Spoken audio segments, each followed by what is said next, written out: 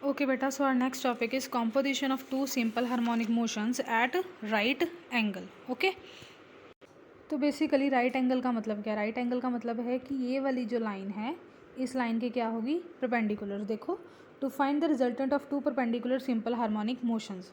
ठीक है, हमने दो परपेंडिकुलर जो मोशन है वो स्टडी करने हैं और उसका रिजल्टेंट फाइंड आउट करना है। ठीक है, और दोनों के दोनों क्या एग्जीक्यूट कर रहे होंगे, सिंपल हार्मोनिक मोशन। तो मान लो कहते जो एक हार्मोनिक मोशन है उसकी फ्रिक्वेंसी दी हुई है 2 ओमेगा जो कि एक्स एक्सिस के अलॉन्ग है, और दूसरी की फ्रिक्वेंसी दी हुई है दैट इज़ ओमेगा जो वाई एक्सिस के अलॉन्ग है, और फाई जो है उसके बीच में क्या है, उसका फेज एंगल। तो मान लो x is equal to A sine 2 omega T plus five, ये हो गया एक्स एक्सिस के लिए, और वाई एक्सिस के लिए क्या होगा, y is equal to B sine omega T, क्योंकि उन्होंने दिया था कि फ्रिक्वेंसी पहले के लिए 2 ओमेगा और सेकंड के लिए ओमेगा। ठीक है, सेम आर्टिकल है जैसे हमने प्रीवियस केस में किया था, ऐसे ही हमने y यहाँ से निकालनी है वैल्यू साइन ओमेगा टी की, that is y by B sine omega T. ठीक है, उसके बाद मैंने कल भी आपको बताया था कि हम यहाँ पे आइडेंटिटी लगाई, कैसे लगाई, sine square theta plus cos square theta is equal to 1, then square हटाएंगे तो उधर जाके क्या बन जाएगा, अंडर रूट, तो वही निकाला। अब साइन ओमेगा टी में क्या वैल्यू पुट करनी है, y बाय बी, तो स्क्वायर हो रहा है तो Y square by B square हो गया। सिमिलरली इस इक्वेशन में जाना है, एक्स बाय ए निकाला, that is sine 2 omega T plus five, sine A plus B का फॉर्मूला लगाया इस पर, that is sine A cos B plus cos A sine B. ठीक है, पर उससे पहले देखो यहाँ पे क्या किया है, साइन 2 थीटा का फॉर्मूला लगाया इस अकेली इक्वेशन पे, दैट इज़ वो क्या होता है 2 sine theta cos theta, right. उसके बाद एक फॉर्मूला आपने और पढ़ा होगा साइन 2 ओमेगा टी का, दैट इज़ साइन 2 थीटा का, वो क्या होता है 1 माइनस 2 साइन स्क्वायर थीटा, तो वो वैल्यू यहाँ पे सब्सटीट्यूट कर दी। ठीक है, अब करना है इसको सिंप्लीफाई। देखो कैसे करना है, देखो यहाँ पे साइन ओमेगा टी की वैल्यू हमारे पास है, कॉज ओमेगा टी की वैल्यू भी है, तो जहाँ जहाँ पे साइन नज़र आ रहा है, कॉज नज़र आ रहा है, वहाँ पे इसकी वैल्यू को सब्सटीट्यूट कर दो। ये तीन जगह पे वैल्यू सब्सटीट्यूट कर दी, ये आ गया हमारे पास। ठीक है, यहाँ तक क्लियर है।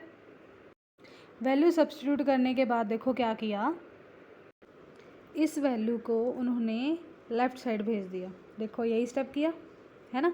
अब देखो इन्होंने क्या किया, अंदर इसको मल्टीप्लाई करके खोला, 1 को भी साइन के साथ किया और इसको भी साइन के साथ मल्टीप्लाई किया, तो हमारे पास क्या वैल्यू बन गई, ये देखो ये वैल्यू बन गई। ठीक है, अब स्क्वायर रूट हटाना है तो क्या करते हैं, दोनों साइड स्क्वायरिंग कर दी, बोथ साइड्स। पर देखो जब स्क्वायरिंग करेंगे इसका होगा होल का स्क्वायर, देख रहे हो,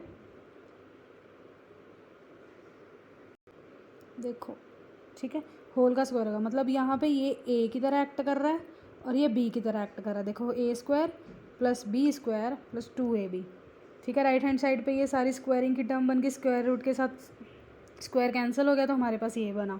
ठीक है, उसके बाद ये ऐसे ही रहने दिया, सभी का क्या खोल दिया, स्क्वायर खोल दिया। उसके बाद देखो ये साइन स्क्वायर फाइव वाली ये वैल्यू है, ये कॉस स्क्वायर फाइव वाली है, दोनों को कंबाइन कर दिया, sign square theta plus cos square theta हो गया 1।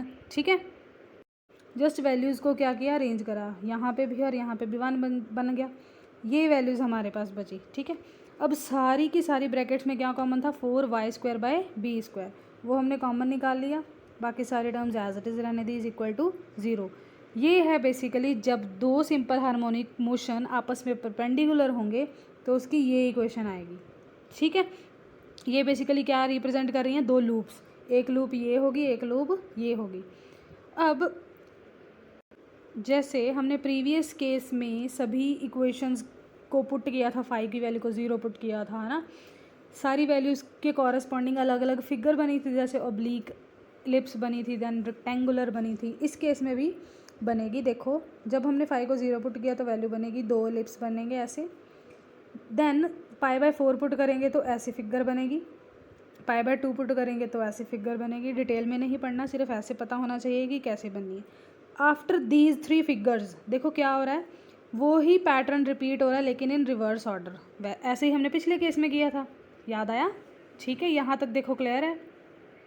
Now our next topic is exponential series and complex number notation. Complex number basically कौन से होते हैं, आयोटा की फॉर्म में, ये तो आपने पढ़ा ही होगा। एंड एक्सपोनेंशियल सीरीज़ जो डिके होती है बेसिकली, इसमें हम वेव्स की बात करेंगे तो वो एक्सपोनेंशियली कैसे डिके होती हैं वो हमने स्टडी करना है। तो सबसे पहले उसकी सीरीज़ पता होनी चाहिए। ये आपने याद करनी है कि infinite series E raise to power theta होती है, that is 1 plus theta square by 2 factorial and so on up to theta power n upon n factorial. ठीक है, उसके बाद देखो, अगर हम कोई भी एक्सपोनेंशियल पॉजिटिव लेते हैं तो उसका ग्राफ ऐसे बनता है, पर ये बनेगा कब? जब हमारे पास कोई ज़ाय फंक्शन होगा वो किसी थीटा पे डिपेंड कर रहा होगा, ठीक है, तब ये ऐसा ग्राफ बनेगा इन पॉजिटिव एक्स डायरेक्शन। ठीक है, ज़ाय जो है थीटा का फंक्शन है और इसकी वैल्यू क्या होगी? E raise to power theta. Similarly for negative direction ये होगा ग्राफ कुछ ऐसे और इसकी वैल्यू होगी E raise to power minus theta, जैसे इसकी रिप्रेजेंटेशन दी हुई है। ओके, अब देखो आगे कुछ वो प्रॉपर्टीज़ डिस्कस करना चाहते हैं, दैट इज़ अगर मान लो कहते हैं ज़ाई की वैल्यू है E raise to power theta, जब हम उसकी डिफरेंशियल करेंगे तो क्या बनेगा? पावर रूल लगाया, दैट इज़ एन थीटा था तो पावर आगे आ गई, दैट इज़ एन आगे आ गया into E raise to power N theta. ठीक है, सिमिलरली उसका डबल डेरिवेटिव किया तो एन एक और आगे आ जाएगा तो एन स्क्वायर बन जाएगा। ठीक है, ये स्टेप आ गया। उसके बाद सेकंड प्रॉपर्टी है, ये तो आपने पढ़ा भी होगा मैथ्स में, दैट इज़ जब भी मल्टीप्लाई में बेस सेम हो तो पावर्स होती हैं ऐड, जब भी बेस सेम हो डिवाइड में तो पावर क्या होती हैं? सब्ट्रैक्ट। तो सिमिलरली ये यूज़ किया हुआ है और उन्होंने यहाँ पे छोटी सी दी हुई है एग्जाम्पल, दैट इज़ ई की वैल्यू। ई की वैल्यू दैट इज़ क्या होती है? 2.71 and so on up to. ठीक है, मतलब ये एक्सपोनेंशियली डिके करती है और इसकी वैल्यू बढ़ती ही जाती है। ओके, नेक्स्ट है हमारे पास कॉम्प्लेक्स नंबर्स में अगर इसकी नोटेशन करनी हो तो कैसे करते हैं? देखो, it has already been explained that simple harmonic motion can be represented through a rotating vector. Obvious सी बात है, हम उसमें रोटेशन की बात ही कर रहे थे पिछले केस में टॉर्शनल में, और जैसे मैकेनिकल ऑसिलेटर किया, इलेक्ट्रिकल किया, उसमें भी हम वापस आ रहे थे बेसिकली, तो वही बोल रहे हैं रोटेटिंग वेक्टर। अब कह रहे हैं कि मान लो कोई वेक्टर है, ठीक है, बी वेक्टर है, ठीक है, वो रोटेट तो कर रहा है लेकिन कितना एंगल रोटेट कर रहा है? 180 डिग्री, बट किस डायरेक्शन में? ओपोजिट डायरेक्शन में। मतलब अगर यहाँ पे पॉजिटिव है एक्स एक्सिस है तो यहाँ पे नेगेटिव एक्स एक्सिस होगी। तो अगर इस डायरेक्शन में वो बी वेक्टर है तो उसकी ओपोजिट डायरेक्शन में क्या होगा? वो माइनस बी वेक्टर। देखो यहीं पे वो लिखा हुआ है। ठीक है, देन उन्होंने बोला कि hair OP1 and OP2 in magnitude, कहते हैं इनका जो मैग्नीट्यूड होगा वो सेम रहेगा। ठीक है, पर डायरेक्शन क्या है? ओपोजिट। ठीक है, फिगर में भी नज़र आ रहा है। सो OP1 वेक्टर की वैल्यू आएगी बी वेक्टर क्योंकि वो इस डायरेक्शन में है, OP2 वेक्टर की वैल्यू आएगी माइनस बी वेक्टर क्योंकि वो इस डायरेक्शन में है, they are opposite to each other. Okay, कहने का मतलब ये है कि अगर हम बी वेक्टर को मल्टीप्लाई करेंगे -1 से तो क्या बनेगा? Minus B vector. तो वो बेसिकली किस डायरेक्शन में जाएगा? इस डायरेक्शन में जाएगा और in anticlockwise direction, you can say, right. तो वही लिखा है कि अगर हम बी वेक्टर को -1 के साथ मल्टीप्लाई करेंगे तो वो एंटी क्लॉकवाइज डायरेक्शन में जाएगा। ठीक है, सिमिलरली बोला है कि अगर हम -1 को ऐसे भी लिखें तो कोई दिक्कत नहीं है, √-1 इंटू √-1, तो ऑटोमेटिकली वो बनेगा क्या? That is -1। सिर्फ लिखने का तरीका है। ओके, अब कहते मान लो अगर हमने √-1 का फैक्टर लगा भी दिया तो वो बेसिकली इसमें क्या डिनोट करेगा? कॉम्प्लेक्स नंबर, जो कि इस फॉर्म में होता है या तो आयोटा और जे की फॉर्म में। ठीक है, इन दोनों में से आप कोई भी यूज़ कर सकते हो, ये लिखा हुआ है उन्होंने।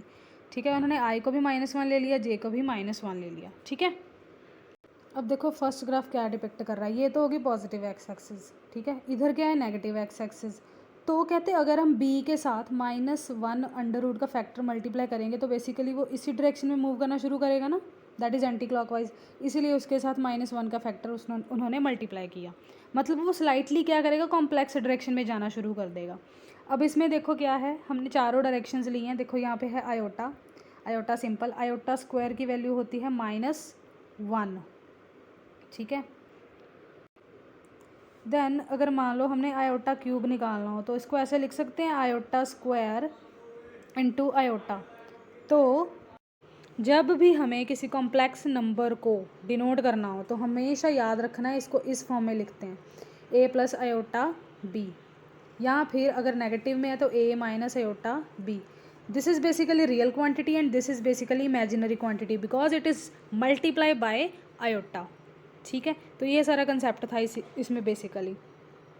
और इसमें कोई भी अरिथमेटिक प्रोग्रेशन जो है वो एक क्वांटिटी पे नहीं लग सकता, ठीक है। क्योंकि यहाँ पे क्या है, इमेजिनरी क्वांटिटीज़ हैं, ठीक है। अब देखो, we have vectorial representation of complex number and the Argand diagram, ठीक है। किसी भी फॉर्म में आपको क्वेश्चन पूछा जा सकता है। तो मान लो कहते हमारे पास एक्स है, एक्स नेगेटिव है, वाई है एंड वाई नेगेटिव है, ठीक है। एक रेक्टेंगल बनाया जो कि एक एंगल बना रहा है थीटा, और ये जो कर्व है उन्होंने मान ली वो कॉम्प्लेक्स है। तो हमें अभी पता है कि क्या लिखना है कॉम्प्लेक्स नंबर की जगह पे, that is a plus iota b, ठीक है। Here this is small a and this is small b, ठीक है। अब देखो, हमेशा याद रखना है कि हमने किसी भी कॉम्प्लेक्स नंबर को निकालने के लिए उसे किस नंबर से मल्टीप्लाई करना है, आयोटा से, ठीक है। अब ये सिर्फ कितना एंगल डिग्री रोटेट किया, दैट इज़ ओनली 90 डिग्री, देख रहे हो। तो इसमें एक्स एक्सिस के अलॉन्ग और वाई एक्सिस के अलॉन्ग इमेजिनरी पार्ट्स एग्जिस्ट कर रहे हैं, ठीक है। तो कहते हैं मान लो जो ओ से लेके सी तक का डिस्टेंस है, ये देखो फिगर में ओ से लेके सी तक का डिस्टेंस है, वो क्या है, a प्लस आयोटा b, ठीक है। और इसके रिजल्टेंट की वैल्यू क्या है, z वेक्टर, ठीक है। यहाँ से देखना शुरू करो, कहते जब हमने रियल पार्ट लिखना हो किसी भी कॉम्प्लेक्स क्वांटिटी का, तो कैसे लिखना है उसको, just a is equal to r, उसके पैर में जस्ट e डाल देना, ठीक है। e इसमें क्या डिनोट कर रहा है, दैट इज़ वो रियल पार्ट है, ठीक है। एंड इनटू कौन सा फैक्टर है, दैट इज़ z का फैक्टर है, ठीक है, that is a plus iota b। और b को क्या लिखना है, r imaginary into z vector, ठीक है। और z का हमने यहाँ पे क्या लेना है, मॉड लेना है। तो बेसिकली ये जो दोनों रियल और इमेजिनरी पार्ट्स हैं, ठीक है, वो कॉम्प्लेक्स प्लेन में है, ठीक है।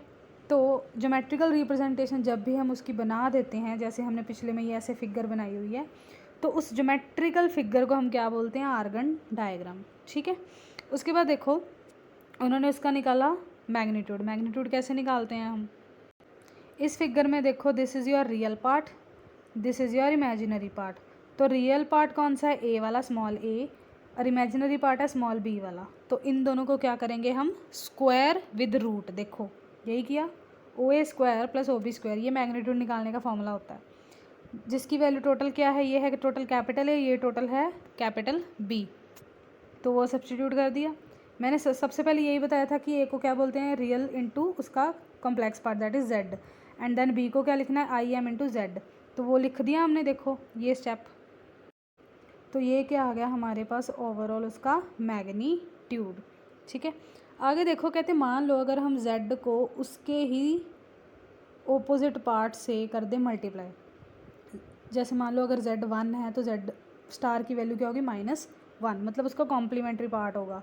तो देखो z की वैल्यू थी हमारे पास a प्लस ए बट्टा बी, z स्टार की क्या हो जाएगी, a माइनस ए बट्टा बी। जब आप इसको मल्टीप्लाई करके खोलोगे, a plus B, a minus B का फॉर्मूला लगा, that is a square minus B square. Iota square क्या होता है, -1, तो माइनस माइनस हो गया प्लस। तो बेसिकली हमें यहाँ से ये कंक्लूजन मिलता है कि जब हम z स्टार को मल्टीप्लाई करते हैं तो क्या होता है, बेसिकली z की वैल्यू हमने निकाली थी ना पहले, वो किस में थी, अंडर रूट में थी। कहते हैं अगर z की वैल्यू z स्टार के इक्वल है तो उसकी जो पावर 1/2 है वो यहाँ पे शिफ्ट हो जाएगी, क्योंकि वो मैग्नीट्यूड आपस में इक्वल है। बेसिकली यही था स्टार्टिंग में ही, ठीक है। अब हमने निकालनी है पोलर फॉर्म, ठीक है। पोलर का मतलब होता है कोई एंगल, ठीक है। तो उससे पहले आपको पता होना चाहिए कि सिंपल हार्मोनिक मोशन किस वेव में होता है, दैट इज़ कॉज और साइन में। तो कॉज की सीरीज़ ऐसे लिखते हैं, that is 1 minus theta square by 2 factorial plus theta power 4/4 factorial and minus, मतलब ऑल्टरनेटिव चलेगी sine, that is minus plus minus plus. और साइन की सीरीज़ भी पता होना चाहिए, वो भी माइनस प्लस में जाती है, लेकिन उसकी पावर्स क्या होती हैं, odd, that is 1, 3 and then 5। अब ई रेस्ट पावर थीटा की सीरीज़ भी हमें पता होनी चाहिए, ये हमने स्टार्टिंग में लिखी थी ये वाली, दैट इज़ दिस, ठीक है, ये भी याद होनी चाहिए। अब देखो इस केस में ई पावर थीटा आ गया, ये वैल्यू आ गई सारी। अब हमें इमेजिनरी पार्ट भी चाहिए, तो उन्होंने क्या किया, ई रेस्ट पावर आयोटा थीटा, मतलब आयोटा के साथ सारी पावर्स रेज कर दी। तो देखो यहाँ पे भी आयोटा आ गया, जहाँ पे स्क्वायर था तो स्क्वायर, क्यूब है तो क्यूब, पावर 4, 5 एंड 6, ठीक है। उसके बाद उन्होंने क्या किया, जो इवन पावर्स थी वो डिफरेंट लिख ली और जो ऑड पावर थी वो डिफरेंट लिख ली, और आयोटा कॉमन था तो बाहर लिख लिया, ठीक है। अब जब हमने इस सीरीज़ को देखा तो ये क्या थी, कॉस की सीरीज़ थी, देखो, ठीक है। और जब हमने इसको देखा तो ये किसकी सीरीज़ थी, साइन की। तो हमारे पास e raise to power iota theta का क्या फॉर्मूला बन गया, that is cos theta plus iota sine theta.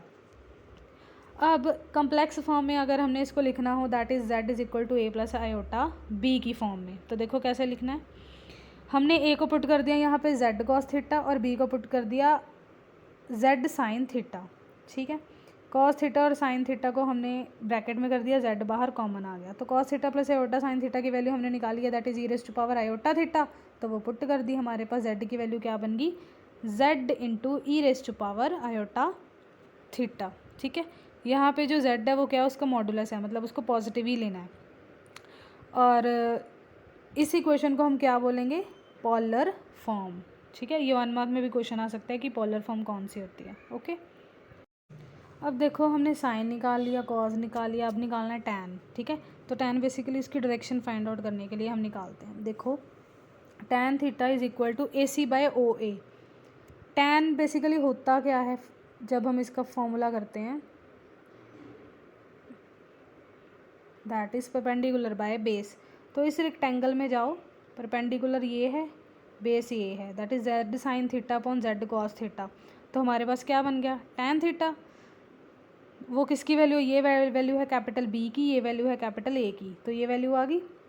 B को हमने क्या पुट किया था स्टार्टिंग में, आई इमेजिनरी इंटू जेड, एंड उसको पुट किया था ए को हमने आर रियल जेड, ठीक है। देन उसका मैग्नीट्यूड लिया, ए की वैल्यू भी हमारे पास है, बी की भी हमारे पास है, तो ये आ गई हमारे पास उसका मॉडुलस, ठीक है। पोलर फॉर्म में लिखा है बेसिकली इसको। अगर हमने इसको पोलर फॉर्म में लिखना हो तो कैसे लिखना है, z is equal to z into E raise power iota theta आ गया। अब देखो हमने सिंपल हार्मोनिक मोशन स्टार्टिंग में किया था, तो उसकी फॉर्म थी X is equal to A sine omega T या ओमेगा नॉट टी, है ना। तो यहाँ पे हमने कौन सी फॉर्म करनी है, एक्सपोनेंशियल फॉर्म। एक्सपोनेंशियल मतलब ई की पावर में आएगा, that is iota omega T plus five. Omega है आपकी angular speed, T is your time, five is your phase angle, ठीक है। तो सबसे पहले उसका फर्स्ट डेरिवेटिव किया उन्होंने, ठीक है। फर्स्ट डेरिवेटिव करने के बाद उसका सेकंड डेरिवेटिव भी किया, ठीक है। ओमेगा स्क्वायर निकाल दिया बाहर और बाकी टर्म को क्या पुट कर दिया, एक्स, क्यों, इस इक्वेशन के साथ यूज़ करके ये आ गया। देन डिफरेंशियल इक्वेशन बन गई, ये omega square x left hand side पे गया तो हमारे पास पॉजिटिव बन गई। ये डिफरेंशियल इक्वेशन हमने पहले भी निकाली थी, ठीक है। तो जब भी हम सिंपल हार्मोनिक मोशन की बात कर रहे हैं तो मैंने आपको बताया था कि ओमेगा क्या होता है, एंगुलर स्पीड, या जब हम D square theta by D T square करते थे तो एंगुलर एक्सेलरेशन बोलते थे उसको, है ना। तो इस केस में देखो इसको क्या बोलना है, जब भी बोला जाए कि एक्सपोनेंशियल फॉर्म, तो ओमेगा क्या होगा, वहाँ पे एंगुलर स्पीड नहीं होगी, वहाँ पे क्या होगा, एंगुलर फ्रिक्वेंसी, और फेस क्या होगा उसका, ये फाइव, ठीक है। अब देखो अगले स्टेप में उन्होंने क्या किया हुआ है, उन्होंने जस्ट इसको कॉज और साइन की फॉर्म में लिखा। कैसे लिखा, देखो e raise to power iota theta की फॉर्म में, जैसे पिछले हमें निकाला था ये वाला फॉर्मूला, दैट इज़ ये वाला cos theta plus iota sine theta, वो यूज़ किया यहाँ पे। मतलब इस सारी वैल्यूज़ की जगह पे e raise to power iota theta, theta यहाँ पे कौन एक्ट कर रहा है, ओमेगा टी प्लस फाइव, ठीक है। तो उसकी जगह क्या आ गया, cos theta plus iota sine theta, ठीक है। तो उसकी फॉर्म में पिछला रिजल्ट यूज़ करके हमने इसको लिखा है। This is the equation of motion represent the sum of both sine and cosine functions, ठीक है। तो बेसिकली ये कॉज और साइन की फॉर्म में उन्होंने इसको आंसर लिखा है। This is your real value, okay, with complex part, ठीक है बेटा। देखो यहाँ तो कोई डाउट तो नहीं है आपको।